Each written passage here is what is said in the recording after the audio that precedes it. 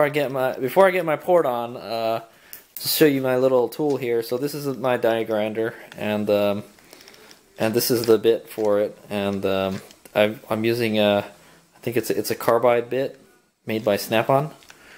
I don't know if they replace it if you fuck it up, but this thing will go through metal like fast. And you make sure you're wearing safety glasses like that. You should be wearing a respirator, which I don't have, so, and probably some earring protection because it makes a lot of noise. But hopefully it'll be okay. The compressor's over there, so. But anyway, so this is what I'm going to use to port the manifold. This takes off a lot of metal. So this is I mean, and then if you don't want to take so much metal off, then you want to use this, just the stones.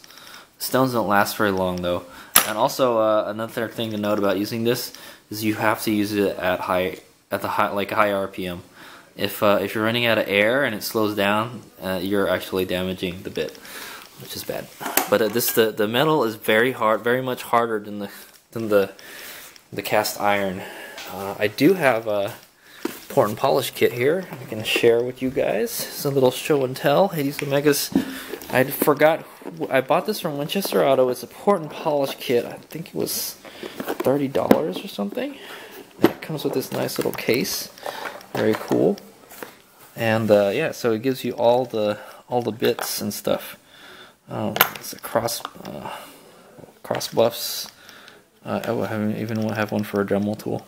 Nice. I think that's for, no, it's not for a Dremel tool. And it has cartridge rolls with different varying grits.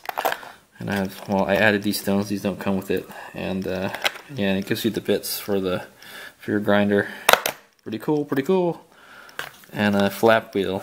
I probably have to get more of these. These ones look like they're pretty worn out. But good times. So I will be using these. Maybe be using these. I don't know. I might polish it a little bit. Who knows? Oh. So the theory behind port and polishing is what you're doing is porting is basically you're enlarging the hole, and then polishing is you're polishing. You're making it nice and smooth like this. So the carbon doesn't stick to it for one thing. It makes it much easier to clean, and because like if it's like porous like this, stuff wants to get stuck to it, you know. And another thing is it smooths the exhaust flow. It makes the exhaust flow smoother, and that's what we want. But it's debatable. What I hear is that even if you polish it, it's gonna get gunked up with carbon eventually, and then it's pointless. So it's debatable whether polishing actually does anything.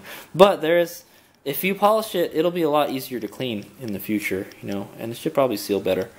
So I'm just gonna go ahead and give it a light polish. HadesOmega out.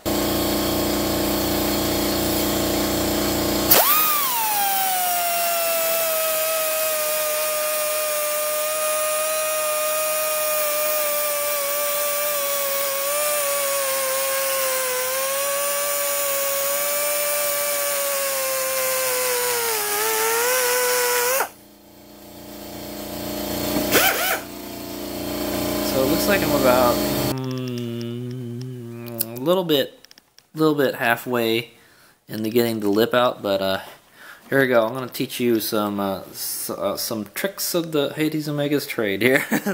So what I found out is this little ring here, this compression dealy, goes on the manifold because it seems flat on the turbo. I think, I don't know, not sure, but whatever.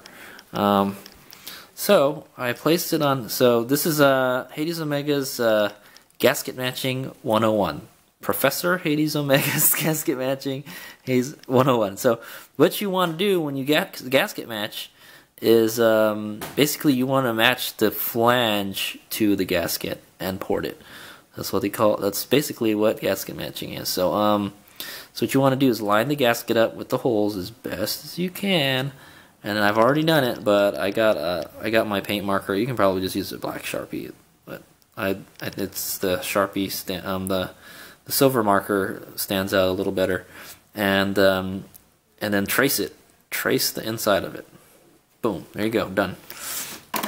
And then now you know how much material you gotta remove. So what I'm probably gonna do is I'm just gonna port it till maybe like halfway. I'm not gonna go all the way, but I'm gonna get it most of the way. And I mean, or you can line it up perfectly, whichever. But like I said, it's not totally. You totally don't have to do all of it if you're going from the if you're flowing into. So if your outlet is smaller than your inlet is okay, because you're not going to have turbulent flow. But ideally, like I said, you want it to be matched. So I'm gonna try to gasket match it as best as I can. It's a given that this lip is gonna come off, so that's my first task. Just grind the shit out of this lip, and then I'm gonna start enlarging this.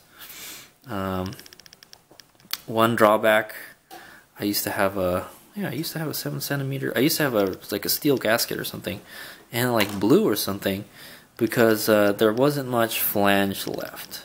So that's one drawback to this. So by enlarging the port here, you're actually weakening the flange surface. So that's why I'm not gonna port it all the way. I'm just gonna port it like 1 millimeter and call it a day. Because you're gonna so you're gonna lose like 2 or 3 millimeters, you know, if you enlarge this. So it's not gonna be that strong. The seal is not gonna be very strong. And I had that problem before, and the exhaust gases came out of it, so was not happy with that. So I don't recommend using solid gaskets because they don't blow, you know, and I mean they don't seal either. So it actually eroded my manifold or something. So that's what you want to do when you gasket match. So I want to go through a review again. So you're going to get your gasket, you're going to place it over whatever you're going to gasket match. Make sure it's lined up as good as you can. I mean, there's a chance that when you put the gasket on, it's probably going to shift maybe. So that's another reason I say you don't have to have it perfect. Because it may shift, you know. But this is a really nice gasket. This is a very nice piece of Mitsubishi stainless steel here. Way to go, Mitsubishi. I love your parts. It's got some kanji on it, too. If anybody knows what that means, I probably got it upside down or something. No, I think that's the way it should be. Yeah, if anybody knows what that kanji means, please post in the comments below. But that's what I love about YouTube. It's interactive, right? But yeah, so you want to line up your gasket as best as you can. Trace it with a Sharpie. I use that one, but you can use that one too.